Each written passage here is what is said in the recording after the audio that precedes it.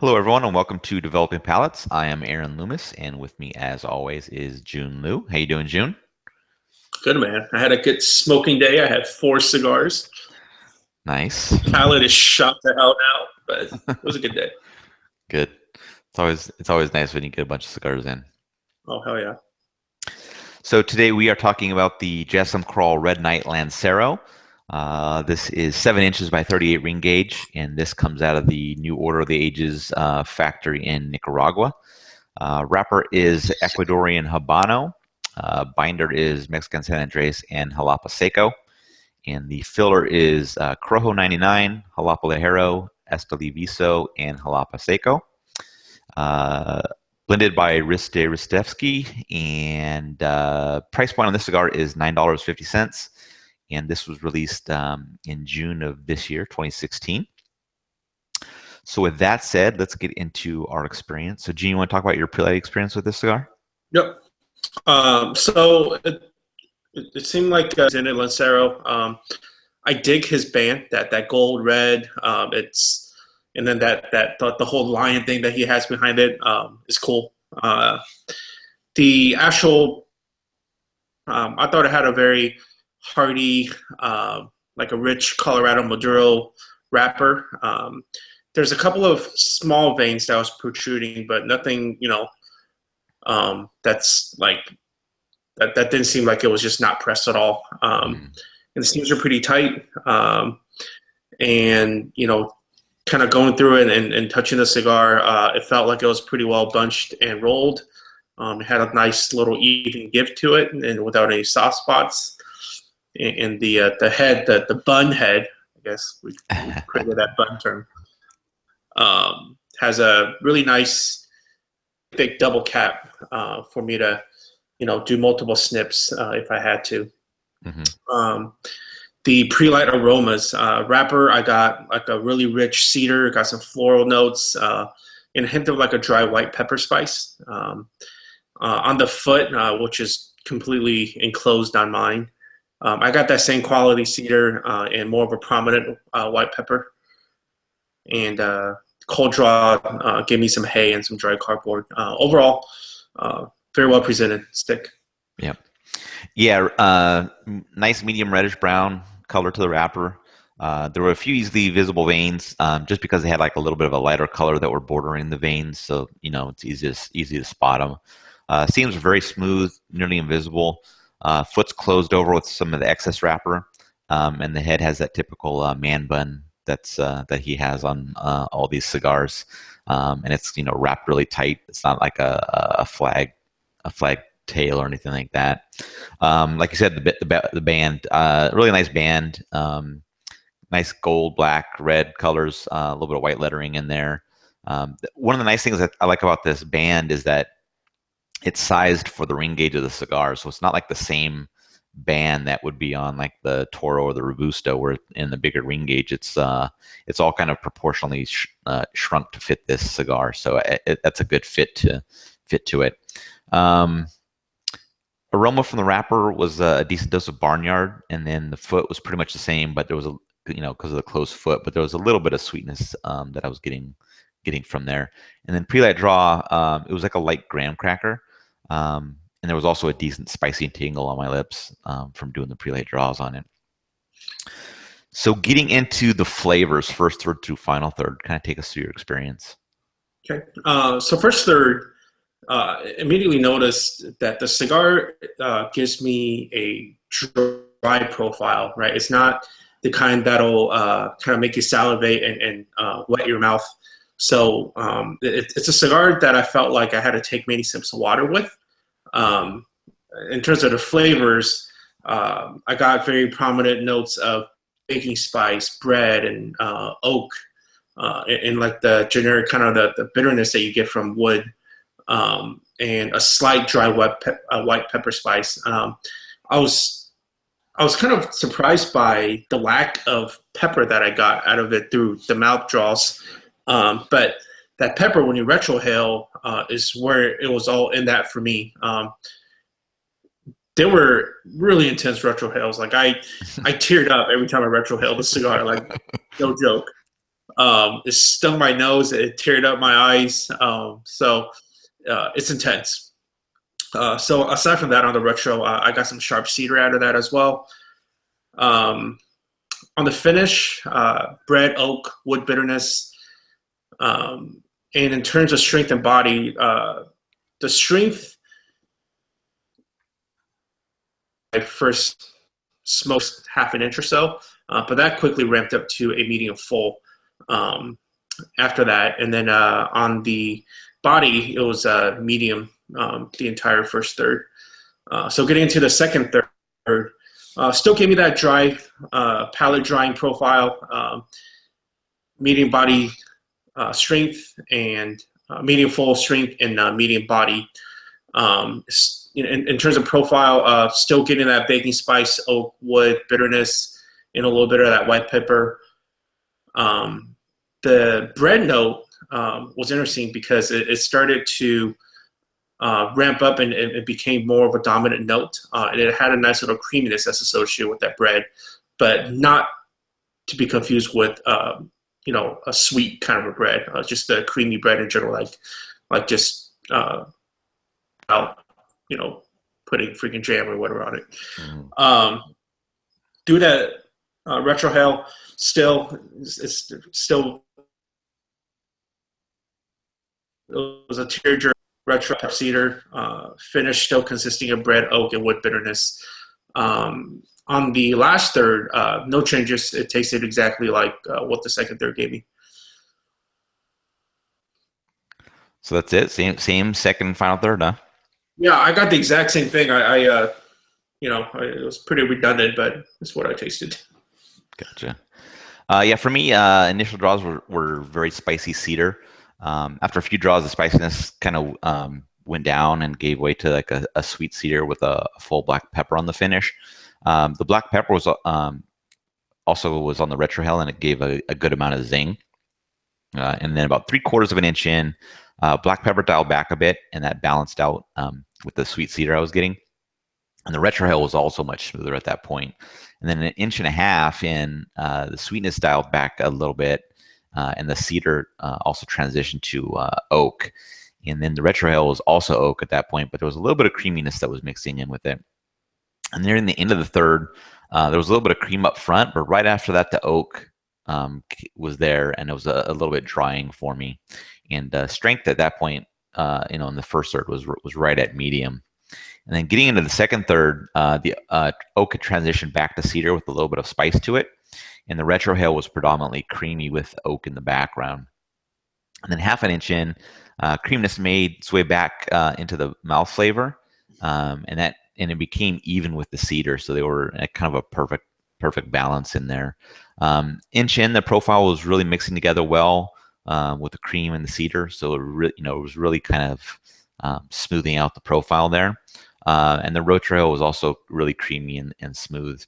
1 3/4 in, the profile became a little darker. There was an addition of some earthiness there. And then the cedar had also transitioned back to oak. And then as the third was coming to a close, the earthiness kind of faded out, and the cream and the oak is what was remaining there. The retrohale was like a mellower version of that same creamy oak. And the strength actually had dialed down a little bit to right at medium.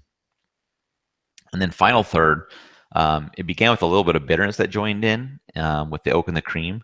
And then after a few draws, the bitterness kind of settled back a bit, but it was still there, and it was a good enhancement to the profile.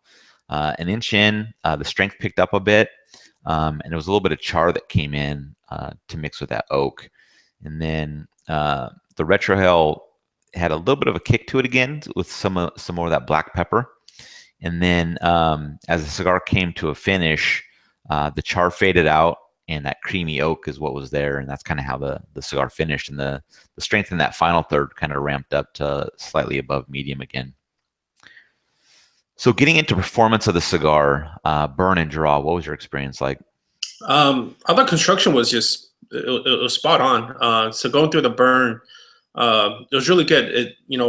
Given the fact that Lanceros are just, they're tough to bunch in their roll, but this one had no issues. In terms of smoking time, I got 2 hours and 15 minutes out of the Lancero, which is really good actually. Um, the burn line was interesting. So before the first ash, it was razor sharp, really tight ash. But after that first ash, the it started getting wavy on me. But it's not a big issue because I never had to use my lighter to touch up or to relight in general. Ash marks averaged an inch. Although it was a little flowery, it never fell on my lap, which was, of course, is all good. On the draw is fantastic. I probably snipped this right fourth way through the entire cap, and I had perfect resistance to taste all that the cigar had to offer me. Yeah. Yeah, the burn on mine was really good. There was a little bit of waviness, but it didn't require, any interaction or touch-ups or anything like that. So that was good. And the ash held on for like 1 inch segments. And you knew when it was ready to go because it would do that lean, and you would just know that it was time Mm. to just drop it off. So that was good. There was never any accidental ashing. So it was always a planned step. Draw was perfect, just like yours. And then for Lancero, that's something to take note of because it can be a tough cigar, um, to kind of bunch and roll and to get that kind of a good draw. And I don't know about you, but I was getting tons of smoke production on every draw. Like you just took a draw and it was Yeah, just so much smoke. So it was really easy to no, same here. to use it to pick up flavors and get a lot of mouthfeel, let a lot out, and still have some to retrohale and really get that effect there as well. So overall experience, what was your thoughts on the cigar? So I will say this is the first cigar to make me cry. Uh, I've never cried over a cigar, and whiskey made me cry on this one. Um, even though that retro hill was so intense, going into it, I expected it, and I know that's kind of like what I believe he's going for in this JSK stuff. Um, so no, going into it expecting it, and it was as weird as it says, as weird as it sounds. I enjoyed it. Mhm. Um, so I thought that this was another example of cigar with good flavor. I'm not sure if I mentioned this. I'm pretty sure I didn't mention this when we reviewed the JSK on the Robusto one. But even so, more so with this one, this Vitola, it really makes me think of a Cuban custom roll that's out there. Fernandez ones, especially where you could ask the roller to make it, extra forte, stronger, right? And it really makes me think of that. I actually smoked a Carlos Fernandez um, with extra medio tiempo or extra forte like a week ago, and immediately made me think of that cigar when I had this. Right. Um, so this isn't for the faint-hearted. It's not something that new smokers should probably enjoy, unless if you like really spicy stuff. So, Right. but if you are a fan of bolder cigars, something that has kicked up its strength, something that has predominantly a dry, earthy note to a cigar, you shouldn't pass this up. You should definitely smoke it. It's good. Yeah. Yeah, I mean the cigar started out with like a bang of strength and spice, but then it settled into that kind of creamy oak profile that got from the majority of the cigar. The strength level wasn't what I was expecting after smoking that Robusto. I was expecting to really beat me up for a little while, but it wasn't that same strength profile. But it was still, I mean, it was still good. It was a welcome experience. Um, I think it's definitely, like you said, something more for an experienced smoker, just based on the strength level and the nuances that you get from the cigar, especially on the retrohale. And it's a retrohaling this cigar is a must, even though, like you said, it might make you cry. But you have to do it to get the experience of the cigar. Otherwise, you're kind of missing out on maybe half of the experience altogether there. Um, And it being a Lancero, I think the Lancero fans would have a blast with the cigar if they're fans of some more strength to it. So sometimes in the Lancero they have to pull some leaves, and they have to pick. It's going to be the Ligero or whatever it is that they're going to pull out of it, and it might really pull the strength out of it, but not the case for this cigar. So I highly recommend that people seek this out and try a couple to see if it's something that fits their profile, to see if they want to buy more of. But yeah, it's definitely a good cigar.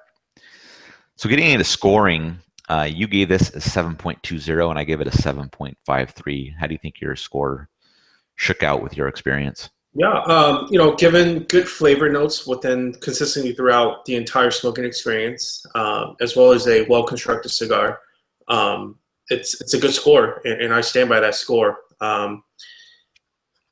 As weird as it sounds, I think I like the Robusto more, Mm-hmm. and partially because it was like over the top strong for me. Right. Like it's just punching your mouth. And for some reason, I expected this one to do more of that. Just pure assumption of,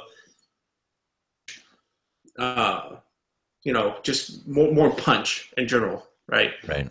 But it didn't. This was a slight notch below the strength level as the Robusto one. Mm-hmm. But I like both of them. Looking back at my notes on the Robusto, I think I gave that a lower score mainly due to the construction, Mm. where it didn't do as well. But I smoked through two of these guys, and both of them had the same fantastic construction, and it had the same flavor profile. So with that said, and given your example as well, it's a very well constructed and consistent cigar, I feel like. Yeah. So, yeah. Yeah, my score fits the experience. I mean, really good balance of strength and flavor. Not as strong as the Robusto for sure. I was actually talking with Riste earlier today, and he said that definitely the Robusto is the fuller strength of the line. So that makes sense. Still has all the same leaves, just different proportion. So it's supposed to be a really good representation to continue on with the line. Um, but yeah, I think it's a great cigar. And there's this thing about Lanceros and whether they sell or not. But in kind of the social media world, um, there's so much passion for Lanceros that there's still a market for them, even if it's not the greater group of cigar smokers. So it's always good to find another Lancero winner, and I think this kind of fits in that group. So definitely something to seek out and try it out. I mean, it's probably not going to be something you want to have as a daily smoker unless this is the profile you like all the time and the strength level. But I definitely would see going back to this cigar on a semi-regular basis to get the experience from it. So, any final thoughts on it? Um, oh, by the way, I ate almost a fucking pound of steak before I smoked this thing. Yeah, after your experience with And the other one.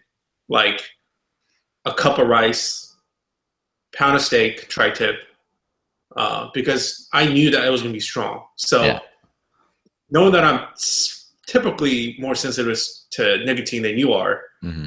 uh, take my strength gauge, knowing that I ate a big freaking meal Yeah.